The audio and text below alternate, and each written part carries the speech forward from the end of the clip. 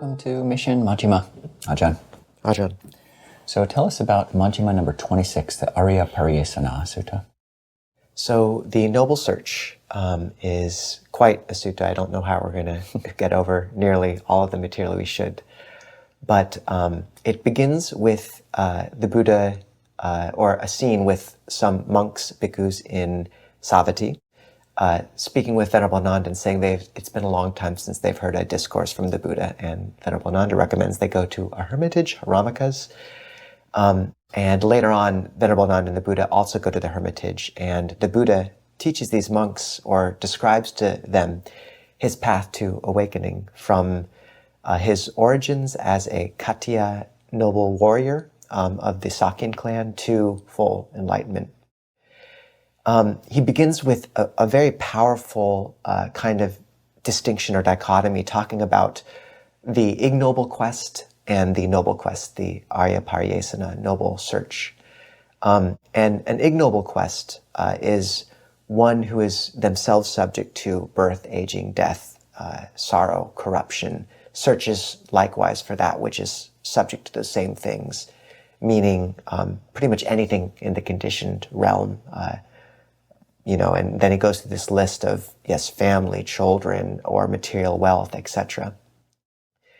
Versus one who realizes, why, when I am subject to birth, aging, death, sickness, and suffering, do I search for that which is likewise subject to those same things?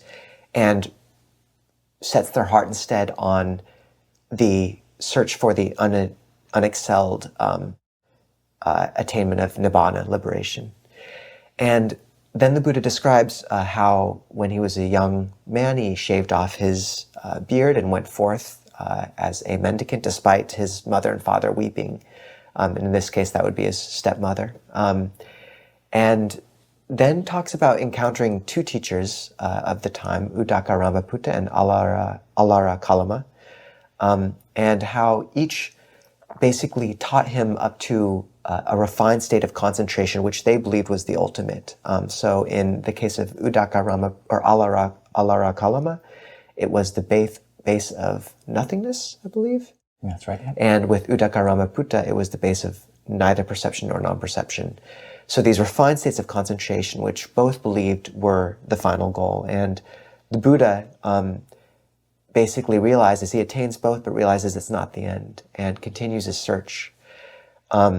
Finally, attaining awakening in Uruvela, in Bodh Gaya, basically. And then there's a really fascinating moment where the subtlety of his awakening to dependent origination, paticca samuppada, and nibbana are so profound, he thinks he's not inclined to teach at first. But then the Brahma Sahampati comes down and requests that he teach for the sake of those with little dust in their eyes. The Buddha agrees out of compassion, surveying the world with his kind of eye, his divine eye, and seeing that there are beings who could understand, and sets out to teach his 5 companions. Seeing as his teachers had already passed away and couldn't receive the teaching, he encounters a wanderer on the road named Upaka in a slightly comic, tragic episode where Upaka is just not interested.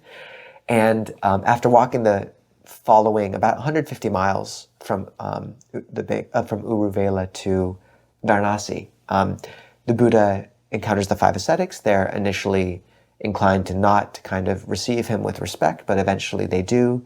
He teaches them, they attain awakening as well. And then we come back into the present moment of the sutta that it began with him teaching the ascetics gathered with him about the importance of sense restraint, and then moving them through these 4 jhanas, 4 formless attainments, and finally Nirodha Sampatti, cessation of feeling and perception, which is a very refined attainment that they say can only be accessed by basically enlightened beings or anagamis. And then he says, this is where Mara is blind, cannot find you, hearkening back to the previous sutta. And that's the Noble Search. Ajahn, what did you find interesting in the sutta and worth drawing out? I was impressed, moved again by just the believability of the scenes that we see.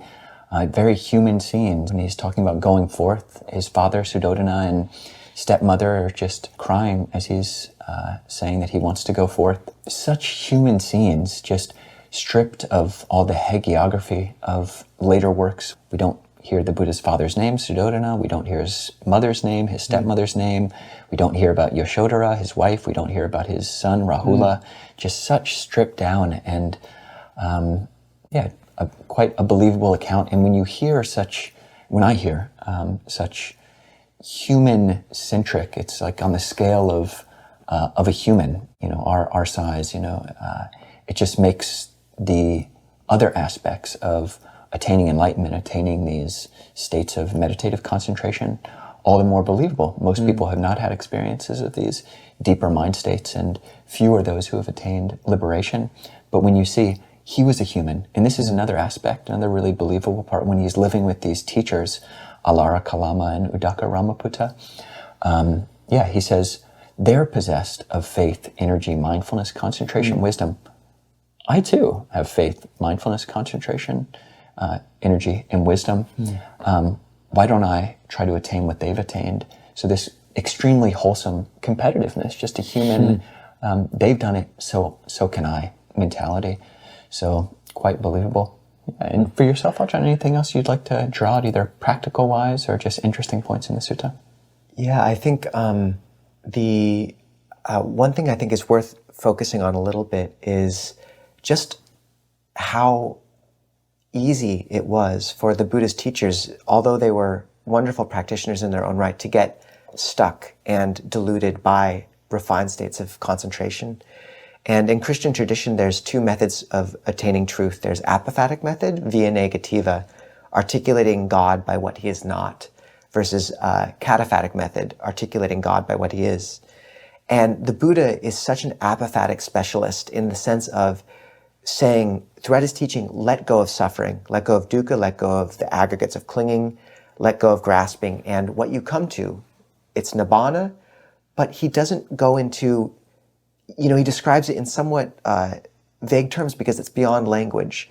And you see the wisdom of that root of letting go, when you understand how easy it was for his teachers to become caught. And that is the danger of refined states of concentration, is they're so bright that people really take them as the ultimate. And so I think there's an important kind of warning story in the Buddha's account, and also an indication for why he taught the way he did, as a very practical method of letting go of all dukkha until you come to awakening. Did you have anything else to bring up or draw out of this, Ajahn? I think just two sentences, two quotes from the sutta. One is, we find elsewhere, is that talking to the spiritual seekers, the monastics who've come together, he says, monastics, practitioners, when you've come together, you should do one of two things. Either have discussion on the Dhamma or hold noble silence. And it's a great message, a kind of a high bar. And all of us have to figure out how to do that if you want to commit your life to Dhamma in this way, in a way which isn't stilted, which isn't doesn't make others feel awkward or like you're superior, holier than thou, because I only talk about the Dhamma, etc. Finding ways that you find Dhamma and see Dhamma everywhere and can bring it into different conversations. So a really good point. And also, when the Buddha found the Bodhi tree, he just says, this will serve for striving. Alam idam padanaya. This will serve for striving. And none of us have perfect conditions. We don't have a monastery. We're living in some huts. But alam idam padanaya, this will serve for striving. And it's self-talk, which, who's to say, run the counterfactual? If he hadn't said that, if he hadn't had this mind, which is determined in another sutta, this moment is drawn out. The Buddha, as he sits down and says, this will serve for striving, he further says, okay, I'm going to sit down, let my flesh and blood dry up and just let my skin and bones remain. I won't give up until what can be attained by human strength, human effort, human striving has been attained. So, how can we do that ourselves? Just this will serve for striving. It's not ideal, it's not the best, but nothing's perfect. So that's great. And Ajahn, what is the word of the week? The word of the week is Ariyapariyesanā. It means noble search. It Ariyapariyesanā comes from the root S, or to search or seek. Okay.